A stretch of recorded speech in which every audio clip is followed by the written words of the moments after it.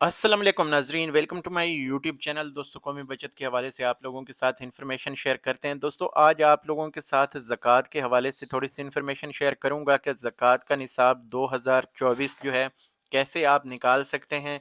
आपको कहीं भी जाने की ज़रूरत नहीं है। आप यहाँ पे हमारी वेबसाइट के ऊपर आएँ। यहाँ पे भी आपको जो है ये ब्लॉग लिखा नज़र आ जाता है, और अगर आप गूगल के ऊपर जाके सर्च करते हैं, यहाँ पे लिखते हैं नेशनल सेविंग ज़कात निसाब कर देते हैं 2024, तो ये पहली पहली पोस्ट हमारी गूगल के ऊपर अल्हम्दुलिल्लाह रैंक हो रही है। तो इसको भी आप देख सकते हैं।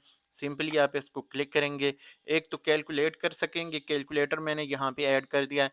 दूसरा, यहाँ पे आप जो निसाब है इसको भी देख सकते हैं। यहाँ पे सादा सा मैं आप लोगों को फार्मूला शेयर कर देता हूँ। बैंक भी इसी फार्मूले के तहत जो है वो ज़कात का निसाब जो है वो काटते हैं। और मज़ीद इसके ऊपर हुकूमत की तरफ से जैसे अनाउंस होगा वो भी आपको बता दूंगा। लेकिन आपको हमेशा ज़कात देते वक्त कम अज़ कम इस क्राइटेरिया को मद्देनज़र रखना चाहिए। बाकी ये होता है कि जितनी किसी की हैसियत है उस हिसाब से वो गोल्ड को भी कैलकुलेट कर सकता है। वो अगर उसके पास और ज़्यादा माल व ज़र है तो वो और ज़्यादा जो है ज़्यादा ज़कात दे सकता है, जैसे उसको अच्छा लगे। लेकिन यहाँ पे जो रखा गया है, कम से कम अगर देखा जाए जो एक हद रखी जाती है, वो है जनाब 595 ग्राम प्योर सिल्वर। अच्छा, ये जो एक हद है, ये अगर आप मार्केट में जाएँ तो जो इस वक़्त सिल्वर की प्राइस है, यानी सिल्वर अगर हम यहाँ पे आके देखते हैं, तो सिल्वर रेट्स इन पाकिस्तान करें तो यहाँ पे हमें ये रेट्स मिल जाते हैं। मुख्तलिफ सिटीज़ के ये अपडेटेड रेट्स होते हैं, आप इसको मज़ीद चेक भी कर सकते हैं। तो इसको हम मद्देनज़र रखते हुए ये तोले के रेट आ रहे हैं। तो ऑलमोस्ट आपको पता है कि 52 तोले के ऊपर जो है 52 तोले, या इसको हम अगर 500 इसी तरह हम कैलकुलेट कर लेंगे। अगर हम इसको देखें फॉर एग्ज़ाम्पल ये 2550 है, तो इसको हम डिवाइड कर लेंगे 11.6 आई थिंक तोले में ग्राम होते हैं। तो आप इसको यानी मैक्सिमम रखें ताकि आप लोगों को परेशानी ना हो। अब यहाँ पे जो मिनिमम एक चीज़ रखी जाती है वो है 595 ग्राम। तो हम इसको कैलकुलेट कर लेंगे 595 के साथ। तो ये हमारा तकरीबन बनता है 1,30,700।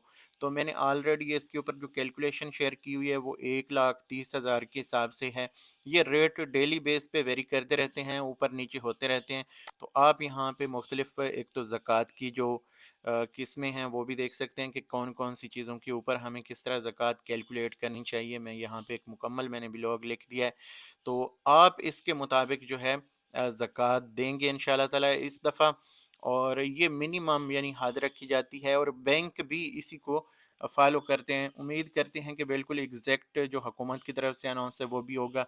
लेकिन एज ए मुस्लिम हमें जो है कम अज़ कम इस सिल्वर के क्राइटेरिया को मीट करना चाहिए। बाकी आपके पास जितनी गोल्ड है उसको आप पैसों में कन्वर्ट करके रख लें। कैश है तो वो यहाँ पे लिख लें, और प्राइस बॉन्ड्स हैं तो वो यहाँ पे रख लें, और सर्टिफिकेट्स हैं तो वो यहाँ पे रख लें। एक चीज़ मैं आपको बताता चलूँ कि ये आपकी सेविंग्स होती हैं, ये आपकी ज़रूरियात ज़िंदगी से अलग होती हैं, एक्स्ट्रा चीज़ें होती हैं, तो इनके ऊपर ज़कात होती है। और दूसरी बात ये होती है कि साल पूरा गुज़रना ज़रूरी होता है। अगर आपने कोई चीज़ यानी साल उसके ऊपर पूरा नहीं हो रहा, तो आप उसमें यानी इस बार ज़कात देने के पाबंद नहीं हैं। अगर साल पूरा हो गया तो फिर ज़कात फ़र्ज़ होती है, ज़कात पे करनी चाहिए। ज़कात आपके माल की, आपकी जान की, आपकी सेहत की, हर चीज़ की आपकी सेफ्टी है, सिक्योरिटी है। ये मेरा अपना ज़ाती तजर्बा है। अगर इसमें इंसान जो है अल्लाह ताला ने अगर बंदे को इतनी हैसियत दी है, माल दिया है, तो जितनी आप इसमें से ज़कात देंगे, ये मेरा ख़्याल है कि आपको अगले पूरे साल में उससे 4 गुना 5 गुना जो है आपके पास पैसे जो हैं वो वापस आ जाते हैं किसी न किसी सूरत में।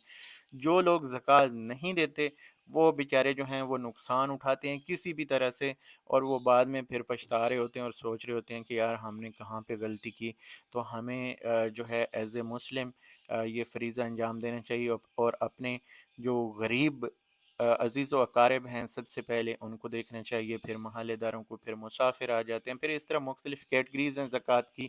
इस हवाले से भी इंशाअल्लाह ताला मैं जो वीडियो एक शेयर कर दूँगा कि मुसारिफ़ कौन-कौन से हैं। ज़्यादातर लोग जानते ही हैं, तो वीडियो एक शेयर कर दूँगा कि आप किन लोगों को ज़कात जो है वो दे सकते हैं।